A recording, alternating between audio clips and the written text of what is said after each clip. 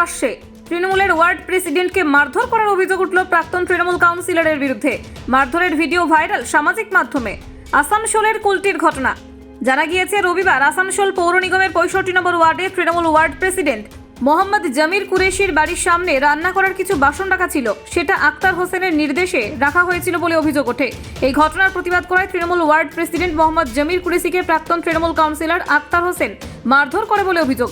এই ঘটনায় এলাকায় উত্তেজনা ছড়ায়। খবর পেয়ে ঘটনাস্থলে কুলটি থানার বিশাল পুলিশ বাহিনী পৌঁছে পরিস্থিতি নিয়ন্ত্রণে আনে। এই ঘটনায় প্রাক্তন তৃণমূল কাউন্সিলর আক্তার হোসেনকে আটক করেছে পুলিশ।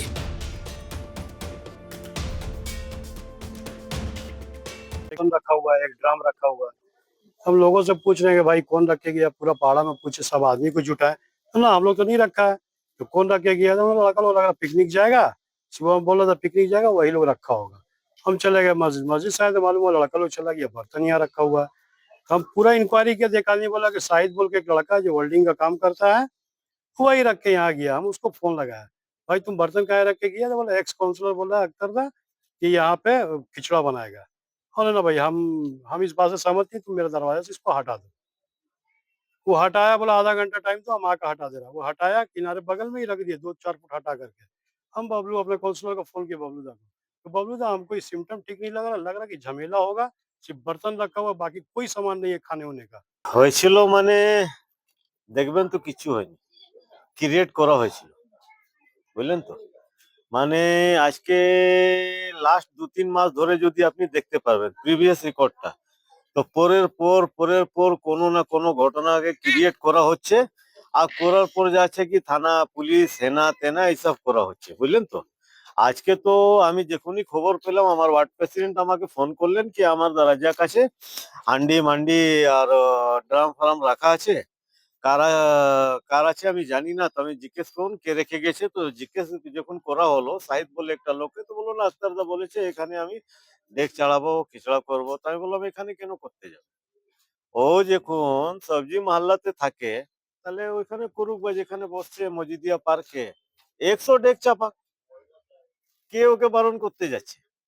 কিন্তু আমার ওয়ার্ডে নিচু গ্রাম একটা এমন জায়গা, খুব শান্ত প্রিয় জায়গা, এখানে লোকজন পুরো শান্ত থাকে, নিজের কাজ করে তারপরে খুব শান্ত, এখানে কোনো ডিসপিউট নেই, ঝুট ঝামেলা নেই, হেনা নেই তেনা নেই। এই জায়গাকে ডিস্টার্ব করার একটা চেষ্টা ছিল। আজকে মোটামুটি 1 মাস আগে রহিমপুরা মহল্লাতে আজাদ খান, আমারই কলিগস আছে, ছোট্ট ভাই মতো আছে, ঠিক আছে, ওকে ওর বাড়িতে রাত্রিবেলা চলে গেছে 50 থেকে 60 জন নিয়ে, ওর বাড়ি ঘিরে নিল, এখানে ঝগড়া হলো, 20 জনের নামে এফআইআর হলো। মানে ঘটনা শেষ নেই, পরের পর কিছু না কিছু। কি ঘটেছিল আজকে ঘটনাটা এটাই, ওই হান্ডি যে রাখা হয়েছে, তারপরে আমি দেখলাম কেউ সরাবে না, একটা ক্রিয়েট হবে, ঝামেলা ক্রিয়েট হবে। আমি তারপরে আইসি সাহেবকে আমি কল করেছি, আইসি সাহেব এমন এমন ব্যাপার আছে, একটু চেষ্টা চলছে, এখানে ঝগড়া লাগাবার ঝুট ঝামেলা হতে পারে, আপনি একটা দেখুন। আইসি সাহেব বললেন আমি দেখছি। তারপরে কিছুক্ষণ মধ্যেই পুলিশ গাড়ি চলে এসছে, আসার পর যাচ্ছে কি পুলিশ নিজের হিসাবে ওই যা জিনিসপত্র ছিল এখান থেকে সরিয়ে দিয়েছে।